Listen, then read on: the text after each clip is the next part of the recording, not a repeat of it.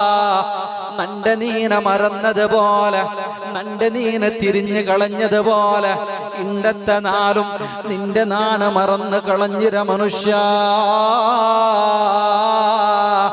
നിന്റെയും നക്ക് പരിചയമില്ല, നിന്റെയും നക്കിന്റെ ഗുരുത്വമില്ല. നിസ്കാരത്തെ കൈവിട്ട കാരണം കൊണ്ടാണ്. നിന്റെ ബിരുസത്തെ പാലക്കാർ മനസ്സിലാക്കണോ? അല്ലാഹുടെ പള്ളി മിനാരങ്ങളിൽ നിന്ന് ബാങ്ക് വിളിക്കുമ്പത്തുകോ അത് ഏത് സമയമാണെങ്കിൽ പോലും, പ്രത്യേകിച്ച് വെള്ളിയാസര ജുമഅയുണ്ടല്ല, വെള്ളിയാസര നിസ്കാരമുണ്ടല്ല മുഅ്മിനീങ്ങളെ. എന്റെ വെള്ളിയാസ വലിയ വിഷയമേ അല്ല. കൊറോണ വന്ന സന്ദർഭത്തിൽ എത്ര ആളുമാറുകാണ് വെള്ളിയാസര ജുമഅ നഷ്ടപ്പെട്ടതിൽ ബേജാറായി പോയേ. ഞങ്ങൾ എല്ലാരും ബേജാറായില്ലേ? ഞങ്ങളെ കൽബിൽ വല്ലാത്ത ബേജാറല്ലേ? വെള്ളിയാസര ജുമഅ ഇല്ലല്ലേ? അല്ലാഹുടെ പള്ളി ബന്ധായി പോയില്ലേ? എങ്ങനെയാണ് എന്നെ പള്ളിക്ക് പോണ്ടേ? ചൊന്നിട്ട് മനസ്സിലെ ബേജാറുള്ള പാലക്കാരകം അല്ലാഹുടെ പള്ളി തുറന്നു വെച്ചിട്ടും തിരിഞ്ഞു നോക്കുകുള്ള സമയമില്ല.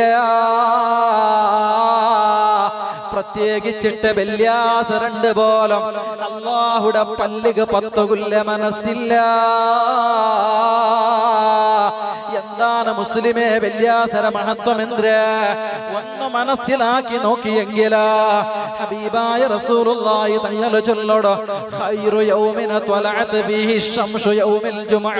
അല്ലാഹുടെ ആകാശത്തിൽ സൂര്യൻ ഉദിക്കണ നാളുകളിൽ വെച്ചിട്ട് അല്ലാഹുടെ സൂര്യൻ എപ്പോഴെല്ലാം പ്രത്യക്ഷപ്പെടുക ആ എല്ലാ നാളുകളിൽ വെച്ചിട്ട് ഏറ്റവും ഖൈറായ ഒരു നാളിന്നെങ്കിൽ അത് യൗമുൽ ജുമഅയാണ്. ഇന്ന് കഴിഞ്ഞു പോയ വെള്ളിയാസയാണ്. അല്ലാഹുവിന്റെ റസൂൽ കാരണം ചൊല്ല, ഫീഹി ഖുലിക ആദം അലൈഹിസ്സലാം.